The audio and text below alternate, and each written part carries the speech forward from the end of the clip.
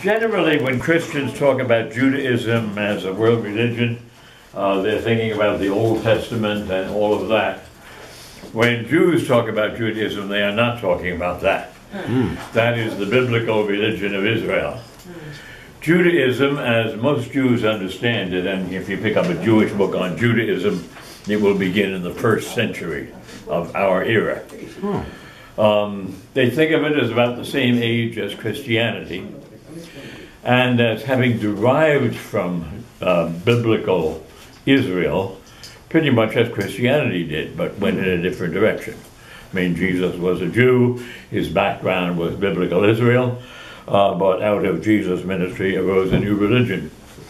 With Judaism, the religion isn't quite that new, but it's pretty new. And it's important to see why it had to be new or go extinct. I think the beginning of that story is one I think we've already talked about. King Josiah decided that in order to preserve the religion of Israel, everything must be centralized in Jerusalem. The Jerusalem temple must be the only place for really legitimate worship. You could say your private little prayers, but if you wanted to be liturgical, you had to come to Jerusalem. All priests must be in Jerusalem, all decision-making must be in Jerusalem, and all of it must be linked to the monarchy. Josiah was a very pious and very well-intentioned king. But that meant that Jerusalem became not just the center of biblical Israel, but really kind of the whole thing. Everything else was peripheral to Jerusalem, which had disadvantages in itself, but as history developed, the disadvantages were momentous. You remember that when invading empires moved in, first of all, Assyria conquered the northern kingdom. The whole thing had split after Solomon. Solomon's son went in one direction and preserved the southern kingdom called Judah, and an opponent created the northern kingdom called Israel. When Assyria invaded, they invaded Israel, the northern kingdom, totally overpowered it, and sent its inhabitants into exile, but an exile that followed the pattern of Abyssinian policy, which was to strew them all over the place. Now, this is the lost tribes of Israel. Where did they go? They melted into the population. Assyrian policy was assimilationist. There will be no more distinguishable Jews. We're not going to kill them, it's not a Holocaust, but we will scatter them around and their kids will marry our kids and all. And they vanished, they really did vanish as distinguishable people. Some, of course, remained on the land, and they came south to get out of the way of the Assyrians. And they brought their Torah with them, the Torah that later became the basis of the book of Deuteronomy. So the southern kingdom now is all there is left. And Josiah has made the southern kingdom concentrated in Jerusalem. The next big invasion is the Babylonian invasion, Babylonian Empire. Babylonia conquers the southern kingdom and sends its people into exile, but does not follow the Assyrian policy of strewing them around. They can go into exile and form their own communities in Babylonia. They can have their own leadership, their own lives, really. The ones who were sent into exile were generally the influential ones, the scholars, the politicians, the military leaders, the ones that you didn't want to leave there to make trouble. On the other hand, Babylonian imperialism was fairly benevolent. They did want to integrate these people, but not integrate them ethnically, just integrate them politically. In other words, sure, you're still an Israelite, but now you're a Babylonian Israelite, you're part of our empire. We will respect your religion to a degree, and you will work with us. So intelligentsia and the leadership of biblical Israel wound up as a distinguishable group in Babylonia. And in Babylonia, I mean, this is an overstatement, but it's the opposite of what the Bible would lead you to think. They did just fine. They thrived there. Babylonian policy encouraged them to develop professions, to preserve their families, to preserve their traditions, and so on. And for the great majority of the exiles in Babylonia, life was good and often much better than it had been before. Then the Babylonian Empire was in turn conquered by the Persian Empire, and the Persian emperor, whom we saw a little while ago, making Zoroastrianism the official religion of all Persia, extended Persian policy, which was even more liberal than Babylonian policy. It favored the preservation of religion and the preservation even of religious homelands. So Cyrus said, if any of you want to go back where you came from and rebuild your temple, that's perfectly okay. Not only permissible, but, we'll help out with it. We'll give you some finances, and we'll guarantee that, you're not going to be waylaid on the way. You'll have military protection. Some of them did that. Again, if you just read the Bible, you would have the impression that, they were kind of in a big jail, and all of a sudden it was opened up, and they all went pouring out. Well, first of all, it wasn't a big jail, it was pretty hospitable. And secondly, Jewish scholars now recognize that really a very small portion of the Jews in Babylonia took advantage of this and went back to Jerusalem and began rebuilding first the temple and then the city. So now Cyrus was there for both the Babylonians and... No, Cyrus was the Persian emperor who conquered the Babylonians. Oh, okay.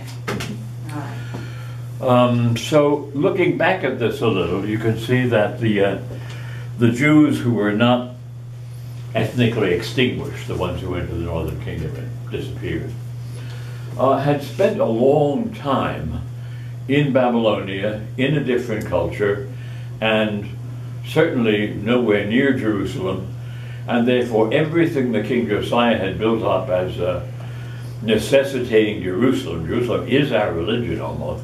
They couldn't do that anymore. They couldn't go to Jerusalem. And if they went there, they'd just find a big pile of rubble. So the question was, do they just lose their religion, or do they reform it in some other way? And they reformed it in some other way. Again, remember, the exiles were typically the educated classes, the leadership classes, and so on. They decided that, we could go on without Jerusalem, without the temple, which for Josiah and his theological circle was absolutely unimaginable, unthinkable. When Jerusalem goes, we go. They thought not. And so they developed a different approach to the same religion. They were first of all very concerned to preserve the traditions of their religion, and that led them to do a lot of editing, collecting, putting together of traditions, getting them written down, getting them collected, and out of that comes the Bible, really. The Babylonian exiles more than anybody else produced the Bible. You say they were in exile for a long time. How long? Like 100 years, or? Well, if they went over with the about 300 years. 300. Yeah, so a lot of generations. Well, a lot of time. Okay. And at the time when they went back, everybody was speaking Babylonian. I mean, that was the language that they dealt with all the time. So they collected this material, they edited it very carefully, and it was the beginning of what we now know as the Bible. But recognize that, as with other religions, traditions which are just fine orally transmitted, they're just our way of life, everybody knows, what Zoroastrians do, what Jews do, and so on. Once you find your political structure undermined, you get nervous about that. No kidding. The kids here in Babylonia I mean, there's too many other things going on. They're not living in, traditional old Jewish communities where everybody knows what you do. So we better get it in writing and make sure that if they really care about who they are, they have something they can look at, or somebody who can look at it for them and tell them about it. So it's basically a preservation motivation that leads them to put this literature together, out of which our Bible finally comes. What then about, remember, for Josiah, the only liturgy there was in the Jerusalem temple. Now there's no Jerusalem temple. Well, then there can be no traditional liturgy. That was the liturgy where sacrifices were brought in, priests sacrificed them, and so on. Well, let's try something else. And the something else that they decided to try was based on the primacy of the Torah, the law, the teaching. Let's get together frequently in little groups and read the Torah and talk about the Torah and apply the Torah to our lives and so on. And then we have all kinds of prayers that are said in the temple. We don't have to be in the temple to say them. We'll just say them together. Maybe 20 of us, or a few families will get together and do this, like home churches kind of thing. And we got hymns to sing. We have the Psalter. We have psalms. We can sing them. So out of that, a new form of religion developed. No sacrifice, no animal sacrifices, no plant sacrifices either. No temple, no priesthood, but just folks organizing themselves into little groups to pray the old prayers, sing the old songs, and remember the old teachings. Because of necessity, they didn't Because do of the animals and all. They didn't have them. Right, and, right. So by the time that they were going back to Jerusalem, you could see who would be going back to Jerusalem. The conservatives who were never altogether happy with this. We got to get our temple going and do it the old way. The others stayed there and wrote the Bible instead. Now, you can see this is already the beginning of a new religion. What's going on in Babylonia and these little groups, for centuries, is very, very different from anything you read in the Old Testament about worship, temple worship and sacrifices and so on. So an alternative to temple-centered, Jerusalem-centered religion had already arisen. People knew how to do this. And they could do it without any priests. They could find, people who could do this. And, they just kind of, picked them out. You're pretty good. You can read and write, and you're pious, and you're sensible, and we like you. You can organize this little meeting, and if you get tired of it, we'll find somebody else. So no hierarchy, no clergy. That's nice. Yeah. Really? Seems to work pretty well. It worked very they're well. still here. Right. This was the beginning of what preserved Judaism. Now, Jerusalem was rebuilt, of course, and political independence was even gained for a while. It was a chaotic time. Although the Jews were ruling their own land, most of them didn't live there. They were in Babylonia and other places in the Babylonian Empire. And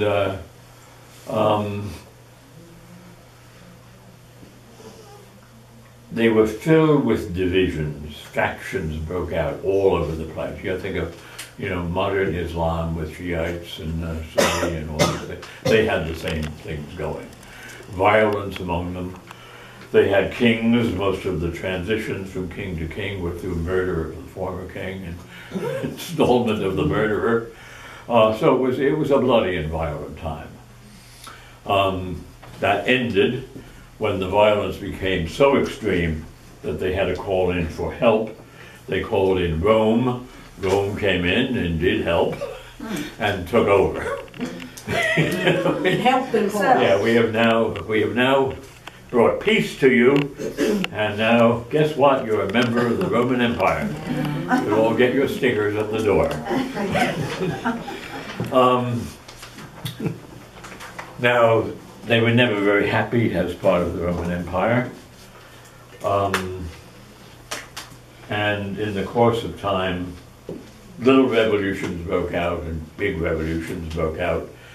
And finally, the revolutionary reaction to Rome became so great that in the first century, it called for a massive military force to be sent from Rome to put down the revolt.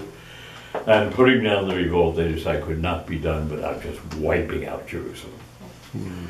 So in the year 70, Jerusalem is again destroyed. The temple goes again, everything goes with it. But now there's no going back. There's not going to be a little Cyrus who comes along and says, behave yourselves and we'll rebuild your city for you. Rome said no. In fact, for a while, the legislation required that no Jew could go there even. Romans could go there. And it was renamed Aelia Capitolina, a Roman name, no longer Jerusalem. Jews called it Jerusalem. On the official maps, it was not. What was it called? Aelia Capitolina. Capital of? No, Capitoline. It was kind of the capital of Judea, really. Now, what Rome called this place that it had taken over was Judah. And out of that comes Jews. They never called themselves Jews. The Romans called them Yehudim. And out of that we get, the usage of Jews that we have now. They didn't want to call themselves that because that meant descendants of the tribe of Judah and all those other tribes too. But it caught on, it took. The place was called Judah. The inhabitants were called Judei in Latin and Yehudim in Hebrew. So what happens then? They can't stay in Jerusalem anymore, the rebuilt Jerusalem where they had independence for a while. Where do they go? They go wherever they can go. One advantage of being in the Roman Empire was there were lots of places to go. The Roman Empire was enormous. It extended over most of what we now call Europe, even into the British Isles. Once you're in the Roman Empire, you can travel, and they did. And they developed Jewish settlements all over the world. And what happens to religion then? Well, those guys in Babylonia could do it. We can do it too. Now everybody is in the same situation that the Babylonian exiles had been in. But they had learned from the Babylonian exiles that you could do it without the temple. You can get a local leader, you can get a local assembly, and so on. And the priesthood is now extinct. No temple, no sacrifice, no priests. Who does that leave you with? The other leading group outside the priesthood, the Pharisees. The Pharisees are the leaders of the new Judaism. They are the builders of the Judaism that exists today. The Pharisees were laymen. They were not priests. They were students of the law, teachers of the law, and they were always unfriendly to the everything has to be in Jerusalem thing. So in a sense, their time had come. We always said we could do without Jerusalem. The Pharisees would conduct little services out in the country for people who couldn't get to Jerusalem at all. They'd preach there. And anybody could be a Pharisee? I mean, how did one become a Pharisee? Anybody who was accepted as a Pharisee could be a Pharisee. You just adopted certain beliefs and convictions. You didn't have to be ordained or anything. Anybody could just say, I want to be a Pharisee. Yeah, and act accordingly. Yeah. Things would be expected of you. If you said, I want to be a Pharisee, and you don't know anything about the Torah, then sorry about that. So they're already there, they're already influential, and they have already, within, what we think of as the land of Israel, Eretz Israel, set up little gathering places called synagogues. Synagogue is a Greek word meaning a gathering place. meaning together, Gog meaning pulled or drawn together. Remember, when Jesus preaches, where does he preach? In the synagogue. Not in the temple. Jesus is not friendly to the temple, ever. His main encounter with the temple is saying, you got a bunch of thieves out there pretending to be temple bankers. So the synagogue system was already there for the Pharisees. It was despised by the priesthood.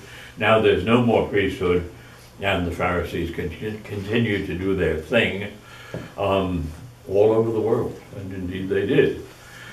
You didn't have to be a Pharisee to, gather together, a synagogue or a synagogue-like thing in, Marseille or Rome or anywhere like that. I mean, there was a huge Jewish community in Rome. When Paul goes to Rome, you find it swarming with Jews already. That's what comes about then. The new teachers are called rabbis, which just means teacher. They too are approved for their learning and for their piety, kind of by their own little group. This is somebody whose religion we respect, whose morals we respect, and whose learning we respect. And so we invite him to lead our little synagogue, if they call it that. They did some places, did not others. And that's... Can I just say, what's the difference between a Pharisee and a rabbi? Are they the same? No. A rabbi is simply a religious teacher. A Pharisee is a religious teacher who adheres to a certain body of beliefs. For example, all Pharisees believe in the resurrection. Some rabbis did, some didn't. I mean, to this day, among Jews, some believe in the resurrection, some don't. Okay? So they have Pharisees. So Pharisees have today. a set of beliefs. They have a real agenda. A rabbi is simply a teacher learned in the law and qualified to help the people. Well, Pharisees are still today. I know rabbis. Well, nobody is called a Pharisee anymore, but Jewish rabbis would say that the Pharisees are our ancestors. They're the ones out of whom Jewish rabbinism arose. And the big distinction they make is between biblical Israel and what they call rabbinic Judaism, the Judaism of the rabbis, which is the Judaism of 2016 New Orleans, and it was the Judaism of first century Rome. Wow. Okay, my question was, when you said Paul went to Jerusalem and Paul went to Rome. to Rome and found a lot of Jews. Yeah. Which Jews are you talking about? Are they These are Jews who had moved there. okay? So they're the biblical tribe Jews or the new Jews? They're new Jews, Oh, okay. and they're already using the synagogue system there. Okay. And then the big outpouring was after the destruction of Jerusalem, which was just after Paul's death. So then there was just a tremendous outpouring. My question is about the, maybe I just didn't understand. What's the difference in the temple and the synagogue? Oh, well, there's only one temple. That's Only the temple. temple is Now in there is Jerusalem. no temple. There's no temple at all anymore. There were two temples. There was the one built by King Solomon, and then there was the other one built by the Jews returning from Babylonia, when Cyrus let them come back. That's called the Second Temple. Now, the Second Temple period is their history there from that time on.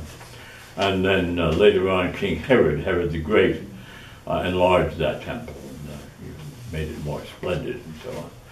But it was torn down with everything else in 70 AD. Okay? Okay. 70? 70 AD? 70 AD. Mm-hmm. Wow. Synagogues are all over the place. There have only been two temples in all of history. Don't be confused by the fact that many synagogues call themselves temples. That's just a usage. They're not temples in the technical sense. Because I was thinking they call it. No, they are synagogues. Temple Sinai. Right. Temple Sinai. Yeah, right. Uh-huh. Yeah, every house they have. Okay, so you can see that out of this comes a really quite different religion, a religion which is not particularly about sacrifices and priests and temple worship, but is about morality and little community prayer and stuff like that. It's also totally liberated from political control. There's no longer a king of Israel who can kind of tell priests what to do, nor is there a Sanhedrin or a high priesthood or anything like that. So it's every community for itself, essentially. And what made them uniform was their common belief in the stuff that got written down, way back in the 5th and 4th centuries. Now, Wow. that brings us to the next phase of this. The clock's not right. Yes. It's off. It's stuck. Good. I'll go ahead and come back later. In the diaspora, which means the scattering, it's a Greek word meaning scattering, even scattering seeds is called diaspora. Like dispersal. So there's the scattering, the dispersal of the Jews all over the place. They wound up in all kinds of situations, and they did have their scriptures, and they did have their local leadership, and questions came up, as they do for Christians, of if our questions are to be answered in the Bible, we can't find the answers to a lot of questions. A lot of questions come up that the Bible doesn't seem to deal with. Out of that comes another very important ingredient of Judaism. The doctrine developed, I'll put it that vaguely at the moment, that Moses was given 2 Torahs. One Torah was given to him in writing. You have it all written down, it's going to be inscribed on plaques in Shechem and all. But the other was oral, and it remained oral forever. It was passed on orally from mouth to mouth to mouth. Now, Catholics may recognize this because Catholics did the same thing. We got the scripture and tradition. Where did tradition come from? Well, it comes from the same roots, but it's passed on from mouth to mouth to mouth. Only for Catholics it's made very convenient because the mouth became the Pope's mouth. It was pretty easy to trace the line. For them, there was a long line of rabbis who passed on this oral Torah from one to the other. And they discussed problems, discussed them in the light of Scripture and in the light of the oral Torah. So, if you look for a scriptural answer to a question, and you're a devout, conservative, modern Jew, you look, of course, to the Bible, but you probably won't find it there. You look to the written records of this oral Torah. And those written records found their way into writing and became the Talmud. So the Talmud is the collection of the oral Torah. You'll get the idea of the oral Torah. It comes from God to Moses, to Rabbi this, to Rabbi that, to Rabbi that, to Rabbi that. If you read the Talmud, in many cases, you'll find a subject treated with what they call the golden chain before it, where you get the names of all these rabbis, some of whom are pretty clearly mythical creations, but you get them right down to Wow. Now, when you say they're mythical, they're just made up, or they're Made local up. traditions, and okay. yeah. How much I mean, they information- wouldn't say they're mythical. Okay. I have a question. How much Sure. of that oral Torah, what amount of information would that be conveyed from one rabbi to another? I mean, that seems to be a long body of tradition. How do you convey that? I mean, verbally, of course, but I mean, when one passes to another and passes to another, is it going to be essentially the same? It seems like the first rabbi in line would have to spend his whole life. Yeah, I mean, your point is very well made, and there clearly is a pious fiction involved in all of this. It developed along the line, but was attributed back to oral Torah. So yeah, I mean, if it was literally the way they describe it, You know, you'd never get past Rabbi 1. So we're talking about maybe 1,000 years?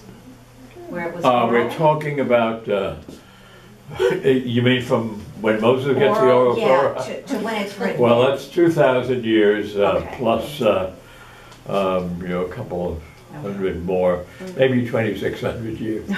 But when you get to the very end, you wonder if it still has the same meaning. Exactly, exactly. I'm not sure I What was the understand. Talmud The written? Talmud is the written down oral tradition. Yes. So it's sort of a contradiction in terms, but, Well, they finally wrote it down. Yeah, yeah. it was oral and they wrote it down. And, That took place in around 600. around AD. 600. That's when they wrote it down? Now, Yeah. isn't there a thing called commentary where they're still writing stuff down? Yeah, but that, I mean, so is there for Christians, for that matter. We have all our little That's true. biblical commentaries, Yeah. and one guy thinks this, one guy thinks that, and so on. But there's a little more to the Talmud than that. The basis of it is this oral Torah. Then that oral Torah had to be commented on.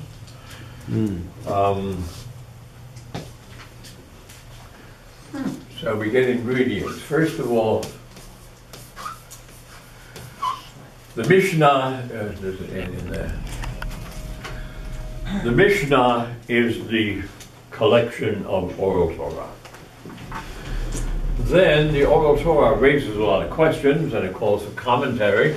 And the commentary, all of this gets written down, is known as Gemara. And when the Mishnah and the Gemara are written down, they are finally edited and amplified, and they generate the Talmud.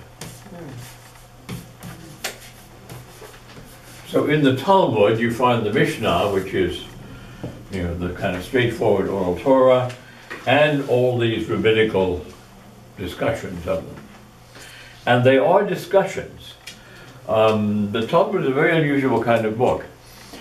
You'll have a piece of oral Torah about some subject, it can be about marriage, divorce, eating, anything.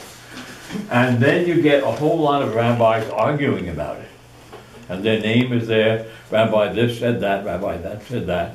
And then finally at the end, you may or may not get the conclusion. Because who's going to give the conclusion? You know, we got all these rabbis. So a lot of that is just left there as part of the Talmud, and that keeps rabbis in business forever. So, but this idea of oral Torah is, went on with Christianity and also went on with Islam, and it comes up so often in like Catholic Protestant disputes. Where did this Immaculate Conception come from? There's nothing about an Immaculate Conception anywhere in the Bible. Well, the answer is tradition. Well, where did that tradition come from?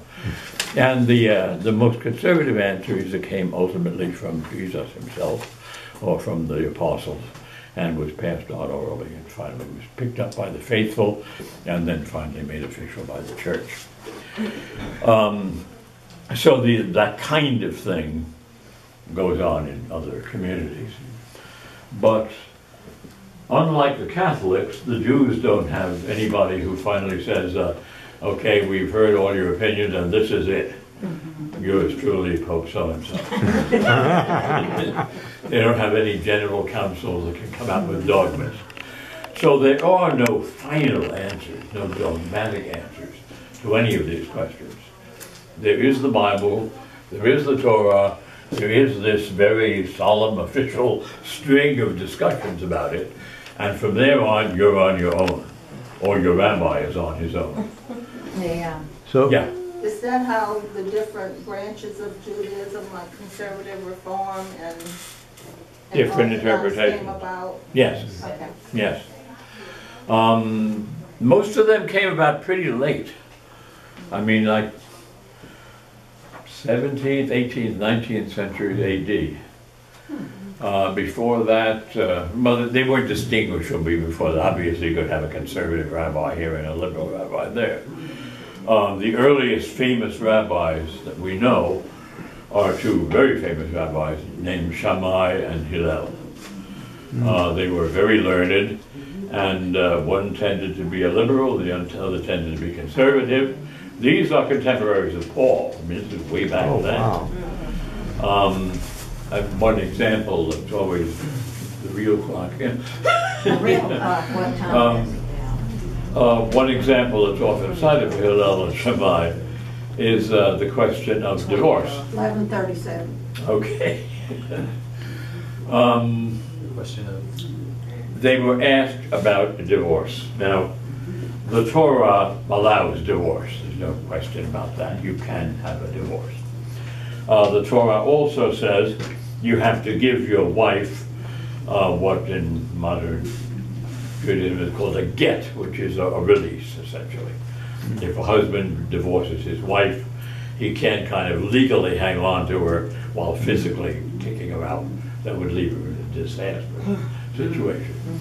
So he has to give her a written document authorizing her to remarry and assuring others that if they marry her, they're not going to get in trouble. A bill of divorce? Sort of, yeah. Yeah. Does she get any money when that happens? She may. That would be up to the rabbinical, up to the assembly, up to whatever court she goes to. Nowadays, yes. Thank goodness. But the question arises, what can she get a divorce? What makes a divorce okay? Can you just divorce anybody? I mean, remember, this is still totally a male thing. Later on, it becomes a female thing as well. But throughout most of Jewish history, a husband can divorce his wife. A wife cannot divorce her husband. Well, the Bible is very vague about it. It says if he finds something wrong. Well, I mean, how wrong? You know? Well, both Hillel and Shammai were asked about this. Hillel is a liberal, Shammai is a conservative. Shammai said, well, I would say maybe one badly cooked meal. So, you know, if the if the grits are not so good, it's all over, kid. Hillel, on the other hand, said he thought perhaps adultery. So you can see there's enormous difference. Oh, yeah. And this goes way back then. So if you have that diametrical opposition between liberals and conservatives from the start, you know, that doesn't stop. It goes on and on and on and on. So how do you spell their names, those two rabbis? H-I-L-L-E-L. H-I-L-L? L-L-E-L. Hill with L. Oh, okay. And he was the conservative one? Yeah. I know he was Yeah, liberal. the left. Oh, he was the liberal. Yeah. And Shammai, Sham, S-H-A-M, M-A-I. 2 M's. Let me get this straight. The Torah is the older writings, and they And correspond. we talk about the oral Torah now, right? Oh, okay. Now, what is the original? The original Torah is the Pentateuch, the first 5 books of the Bible. And that's That's the written Torah. okay. And that, The oral that Torah. was locked in before Jesus came along, right? Yeah, oh, yeah. So the oral Torah, written down oral Torah, you said came about around 600 AD? 600 is when the Babylonian Talmud is made final. So when And that is the Talmud that, when Jews say the Talmud, that's what they mean. the oral Torah, is that what that is? No, No, the no, oral Talmud Torah- is a collection, including the oral Torah, which is the okay. Mishnah, and all this commentary, which is the Gemara. But the Mishnah was actually a document that was the written down oral Torah? Yeah, it was a document and bunches of documents. Yeah. It was written. And those existed around when? And the Mishnah probably got put together pretty well by the end of the 2nd century. Okay. And then the Gemara accumulates, of course, after that, because all these rabbis have a crack at it. Yeah. And by 600, they thought, Wow. you know, nothing really new was going to come up. So let's finalize this. And And there was an agreement about that. Rabbis from all over the place got together and said, let's do this. Wow. But it was done where it was done. This is 600 AD, and it's done in Babylonia. So you know, those folks have been there for 1,000 years. Now, how does the word get out to the diaspora that these things have been documented? Very slowly. I mean, there's no telephone. But again, remember, no internet. Roman Empire communication was very good. Oh, okay. Yeah, the Romans were great road builders, great postal Wow. service creators, and so on. And Jews took advantage of this. Part of the later success of the Jews during the time that Christians persecuted them and would not let them have land or anything was they had communities in all these different places. And when they decided the only kind of work we can go in for is economic, you know, we can be little bankers and loaners and things like that. Well, they had contacts all over the world. Wow. So it was, they were globalized long before that word Existed. So, you know, if a Jewish community in Venice was lending money and doing pretty well, lending it to Christians and collecting big interest, but then, you know, a kind of depression came, they could send a quick message to the Jews in Marseille and say, you know we'll pay you back, but we come on bad times. We were all nice Jews together. So how about sending us a little something? And they would. Networking. Wow. Yes, yeah, very much. Yeah. so. Holy cow. Yeah. So that same networking that served business served religion by getting the message around. Yeah. Oh, man. Now the message that we send around, there's one big broad division, I guess, that can be made in recipients of the message in the Roman Empire. And that would be the southern recipients, which would be the Iberian Peninsula, Spain, Portugal, and all of North Africa, which remember was very prosperous then and part of the Roman Empire. And that gives rise to what we call Sephardic Judaism, the original Judaism of New Orleans, Louisiana, because it was, you know, it was southern Jews who came here first. Now that's why you get, you know, names like, you know, they have a Latin ring to them, Delgado, Turo. You know, these don't sound like, you know, Finkelstein and the other was into Eastern Europe and then across Northern Europe, and that was the Ashkenazi. They're in the notes, I put those words in there for you. And those, they still are quite distinguishable, Ashkenazi and Sephardim. When, jumping way ahead, when the state of Israel was founded, the great influx into the state of Israel came, of course, from people who had been threatened by or actually imprisoned by the Holocaust, you know, the Nazi anti-Jewish thing. And they were naturally Ashkenazi, because that's what there was there. You know, nothing like that was going on where the Sephardim were. So there are very much fewer Sephardim in Israel than there are Ashkenazi. The national background of most old-time modern Israeli people is Russian, Ukrainian, Eastern European, then Poles, and then Germans, and trickling off as you get to France and Britain and so on. But Russians, you know, people of Russian family with Russian names are most prominent in the modern state of Israel. Some of them take Jewish names afterwards instead. Okay. So you see why they think of it as a new religion or a renewed religion, or a religion, a new chapter in the history of a religion.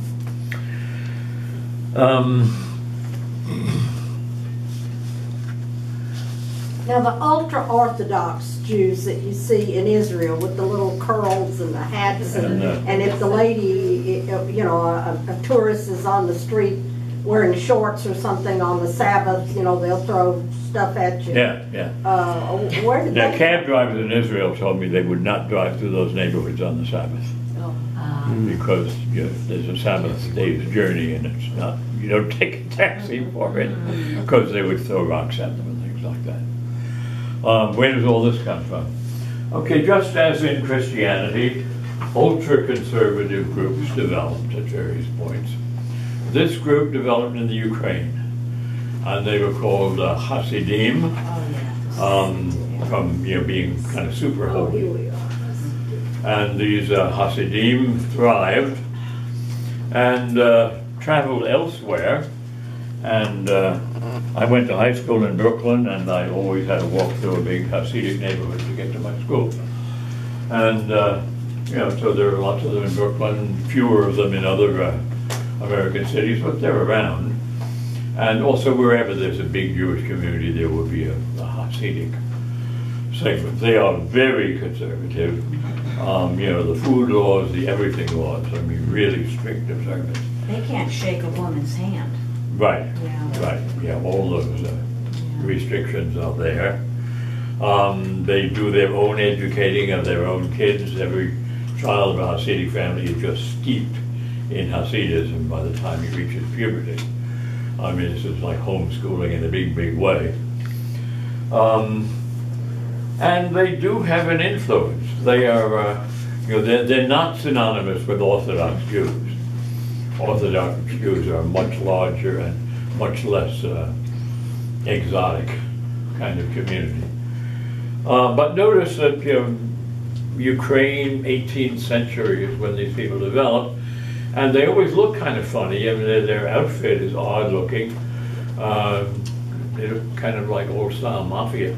The old fedora black hat and the long black coat and so on. Where does that come from? That's what they were wearing in Ukraine then. So they kept their original clothing. Just as many groups of nuns, where do these funny habits come from? That was female wear, where they were a modest female dress, where they originated. That's where they come from. The big divisions in Judaism come about very late. Let me just say a little bit about. You got 11 days. Just give the Jews this one. The Jews came into the Roman Empire. The Christians came into the Roman Empire. The Jews were granted Roman citizenship. Some of the Christians were, but the Christians were very suspected. Roman policy was to respect and support traditional religion, and that certainly would include Judaism. They knew all about that. They all had relatives who had been in the army in Palestine and so on. So they knew all about that. Who are these Christian people? Well, who do you ask? You ask the Jews. They'd say they're followers of a nut. They belong Who was to their put to death religion. by you guys in the first century for very good reasons. So they say, okay, we're not going to be too hospitable to them. So for a while, Jews enjoyed Roman citizenship. That facilitated all the kind of international communication stuff.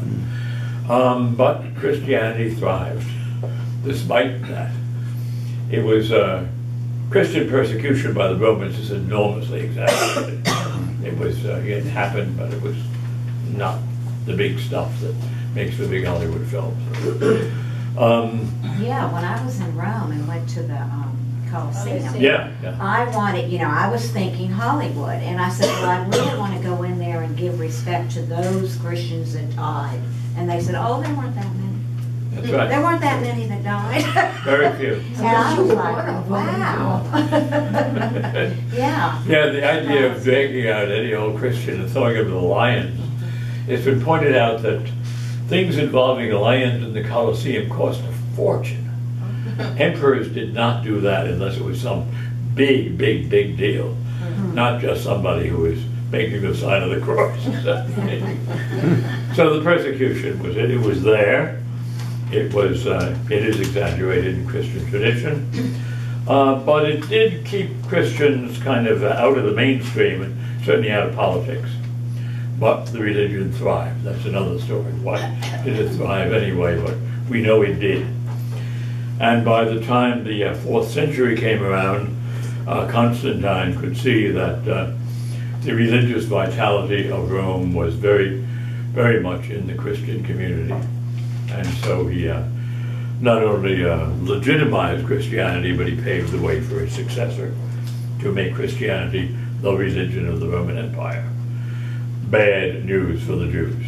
Yeah. Because the Christians immediately became persecutors of the Jews. That's right away.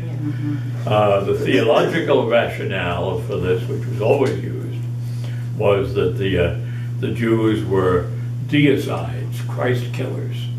They murdered the Messiah.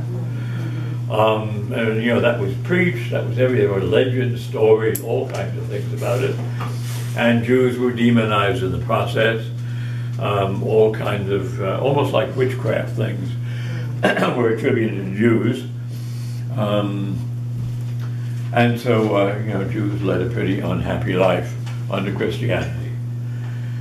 They had to do what they could do, and what they did was to develop this sort of international banking thing, whereby they saved money, cooperated with one another internationally, lent money to big landowning but impoverished Christians who would, you know, spend all their money. They just threw it away, and you know, fun. And they, you know, the Merchant of Venice is a kind of satire and all this. And you know, they kept going on that basis, but that meant keeping a low profile.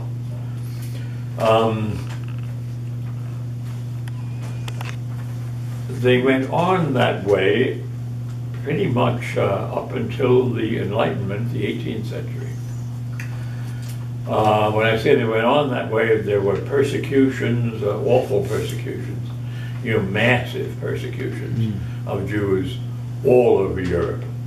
Jews were always moving from Eastern Europe to Western Europe, wherever the persecution was less. It is an awful, awful history, and an awful, awful blot on Christianity.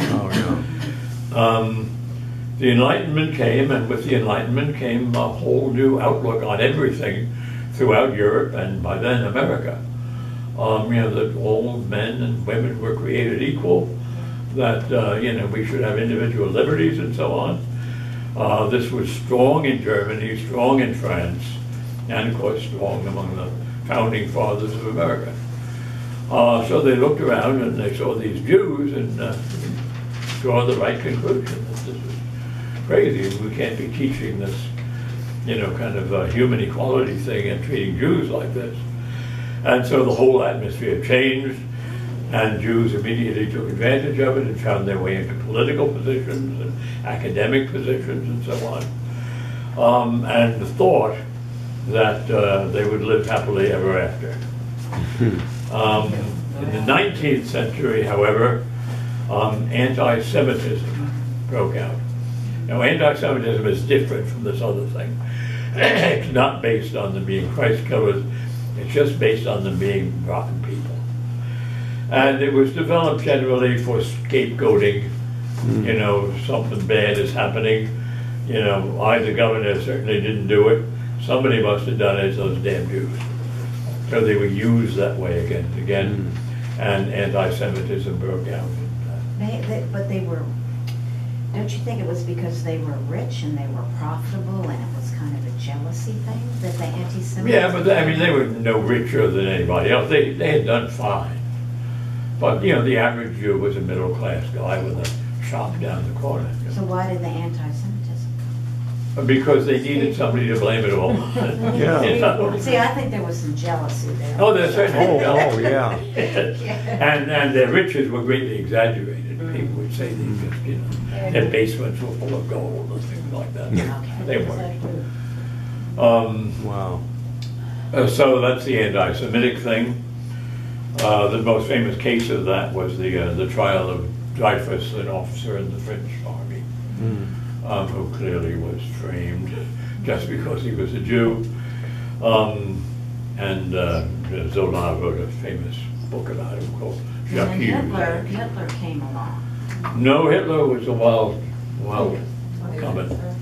Like, oh, That anti-Semitism was around and was used politically, and was certainly in this country very, very strong. Within my own lifetime in the New York area, anti-Semitism was intense. Our pastor was outspokenly anti-Semitic. Good grief. I can still remember, it was kind of incredible.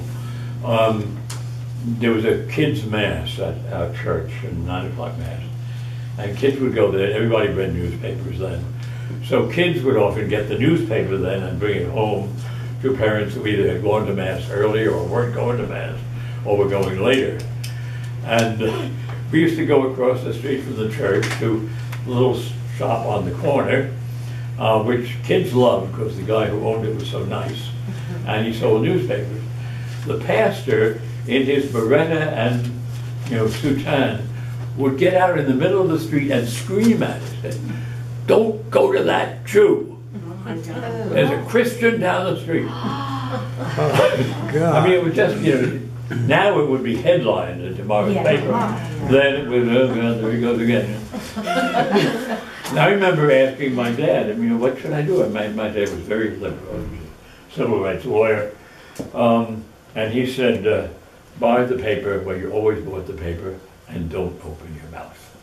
And he was right, don't yell back or anything. This will only make things worse. Pay no attention to this idiot. But on the other hand, that was the Catholic Church that those kids were growing up with. Wow. I remember that. Now, some of you may remember Father Conglin on the radio. His whole purpose was anti-Semitic. He was one of the most widely listened to, radio talk shows going. There was a movie on Turner Classic Movies, I think it was yesterday, about Claude Rains plays the Jewish man in Georgia. And it was some kind of famous case that simply because he was a Jew, he was accused of murdering this little Christian girl in some town in Georgia. I didn't see the movie, but I've got to go research that and see what that case was. It simply was because he was Jewish.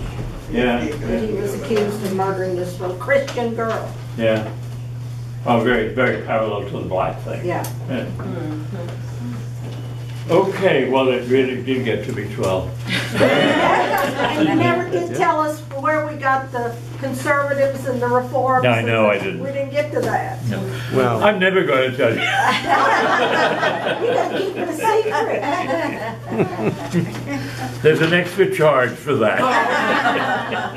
I had a Jewish nurse supervisor from Boston, and she said that her mother used to hire a little Gentile girl to come in and light the oven. Light the oven on the Sabbath because Yeah. they couldn't do any work on the Right, Sabbath. it was work. And light